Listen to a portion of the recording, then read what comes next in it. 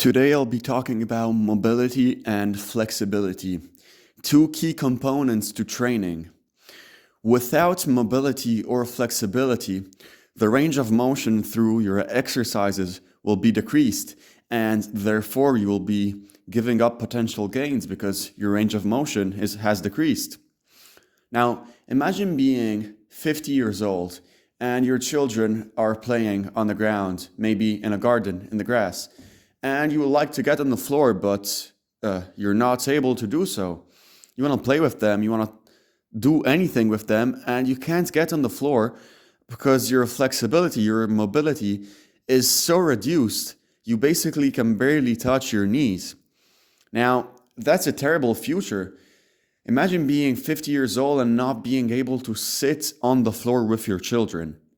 Now, today I would like to share with you some of the best tips and learning lessons I learned through my experience. First of all, there's a key difference between mobility and flexibility. Mobility is the ability of a joint to move actively through a range of motion. Flexibility, on the other hand, is the ability of a muscle to lengthen passively during a range of motion. Now, let's not lose other time and get straight into the exercises that will give you the best benefits. So we'll be starting off with mobility exercises for your shoulders. Before every training session, I dedicate at least 10 to 15 minutes warming up my joints. One, to prevent any injury, and two, to be ready to perform better during the exercises. So the first exercise is a warm-up for our shoulders and wrists. We are walking on the floor with our hands. We assume a 90-degree shape with our body, and we walk up to where we can with our hands, and going back, we push the floor away with our hands. Now mentally, what we have to do is really concentrate on pushing the floor away while keeping our hands and arms straight. In this way, only our shoulders and wrists will be working. Another exercise I do, which I realize is quite advanced, so if you're a beginner and you have reduced mobility, I wouldn't recommend trying it, but I find it a great exercise if you already have a decent level of flexibility, is the bridge. Basically, you start laying on the floor with your face facing upwards, and you place your arms above your head. Your hands are touching the floor. Then you bring your feet towards your butt and place them in a 45-degree shape. So basically, contract the posterior muscle chain of your entire body and push your back away from the ground. In this way, you'll exactly get into the shape of a bridge. Now, why is this useful?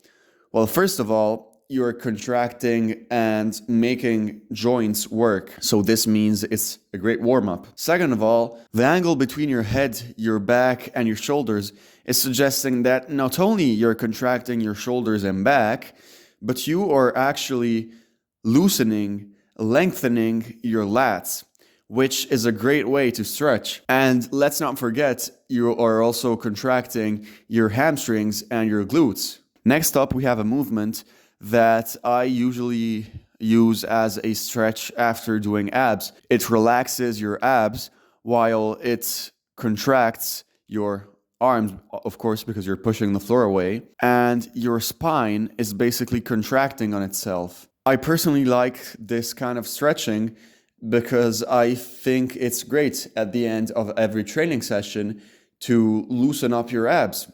Now, another exercise I like a lot, probably one of my favorites, is getting a bar, and in this case I'm doing it at home, but if you're doing it in a gym, you can just get a barbell or any other kind of bar.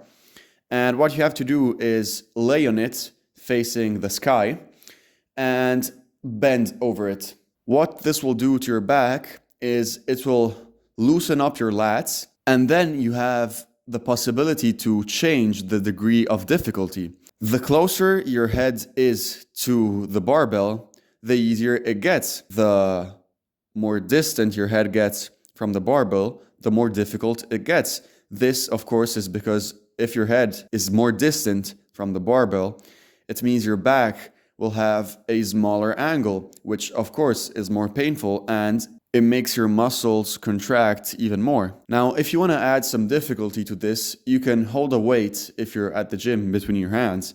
And again, since I'm doing it at home, I'm holding a water bottle. And what this does is adding weight increases the degree of tension in your lats. In this case, since my lats are relaxed, adding weight to them means they'll go even more down, which in turn means they're getting more stretched. I'd say my favorite exercise for shoulder mobility, very useful, especially if you have difficulties in activating your scapulas during pull-ups or even while bench pressing, is the one you're seeing right now. Basically, you are holding a barbell, which should be approximately to the same height of your face. What you're doing is rotating your shoulders upwards and downwards, inside and outside.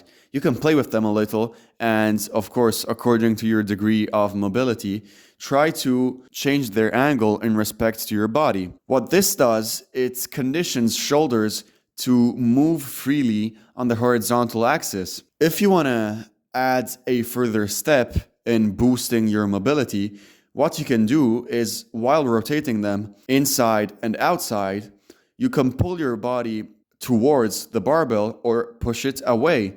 Now, what this does is simulate the beginning of the movement of a pull-up, which really is great because it will condition your body to the same activation of your scapulas. What you can also do is push the center of your back towards the floor or pull it towards the ceiling. Again, what this does is changing the degree of flexibility, and you should do it to the extent that you're comfortable. An exercise I always do before every training session I do is getting a stick, or if you're really good at it, a barbell, like 10 kilos or 20 kilos barbell, but I just prefer a stick because it's easier. I place it in my hands and I rotate it around my shoulders. Now, what this does, while you are rotating your shoulders backwards, your chest is extending, your back and rotator cuffs are contracting, and your shoulders are working a lot. I do this a few times in both directions, so backwards and forwards, and this really warm-ups my shoulders to any upper body movement I'll do. Then what I also do is do the same exercise but singularly, one arm at a time. And now you're seeing the same exercise from the back, so you can actually see how the back and the rear delts work during this exercise. Another great exercise for rotator cuffs, which I've had big problems with in the past, is standing at the wall. You rotate your cuff and your arm upwards, maintaining a 90-degree angle between your forearm and your arm, and a 90-degree angle between your arm and your body. Once you rotate them a few times and understand the movement, what you're going to have to do is bring your hands and arms towards the sky while keeping them in contact with the wall.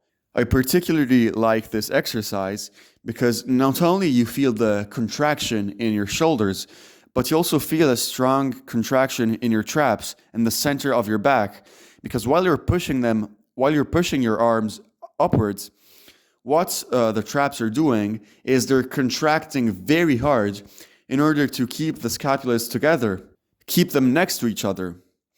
And this is a great warm-up for your back, for your shoulders. I just recommend doing it before any exercise for the upper body. Now let's move to the legs.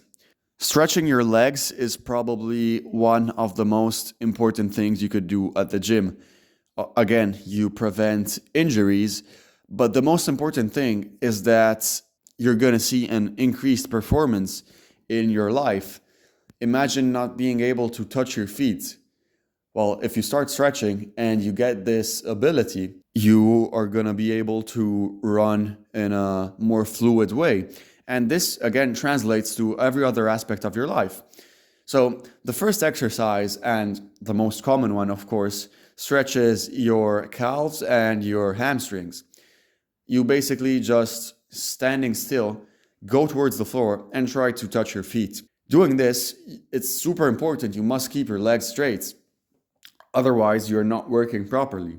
You go down as far as possible, but it's really important. You gotta let your air out. Don't keep it inside because this will reduce your mobility.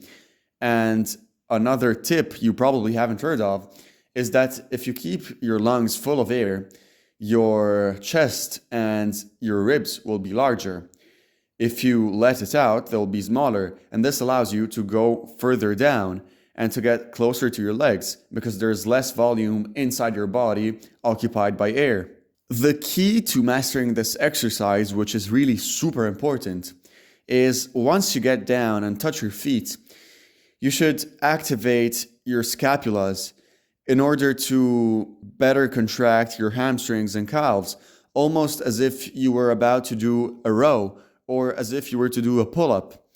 Now, the mental trick is to contract as hard as you can your hamstrings and your calves while you're pulling. Another very important exercise is calf raises.